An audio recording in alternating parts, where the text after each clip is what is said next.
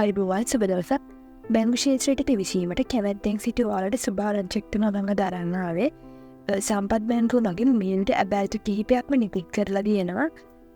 ඒ අනුව trainee staff ඇසිස්ටන්ට්ගෙන් තන්තුට සඳහා අයදුම්පත් බාර ගැනීම මේ වන විට ආරම්භ කරන තියෙන. අපි බලමු ඊට අවශ්‍ය සුදුසුකම් මොනවාද කියලා.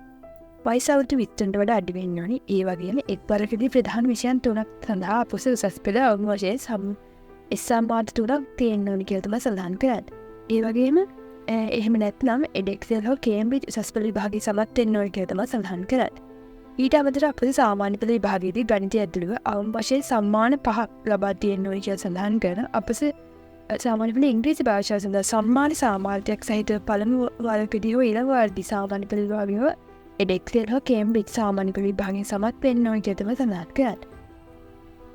ඒ වගේම සී සාමාන්‍ය 5ක් ගණිතය ඇතුළුව සමග ඉංග්‍රීසි භාෂාවටත් සී සාමාන්‍යයක් අවශ්‍යයි කියලා සඳහන් කරනවා.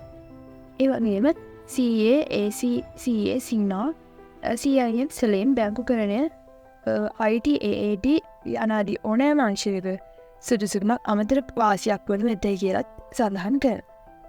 ඒ වගේම ආකර්ශනීය වැටුප් පැකේජයක් ලැබෙන බවත් සඳහන් කරනවා. ඒ වගේම ඕනෑම ආකාරයක අපහාසයක් වගේම බලපෑමක් නිශ්චිත තනතුරට සඳහන් සුදුසුකමක් වෙනු ඇතත් කියලා වැඩිදුරට සඳහන් කරනවා.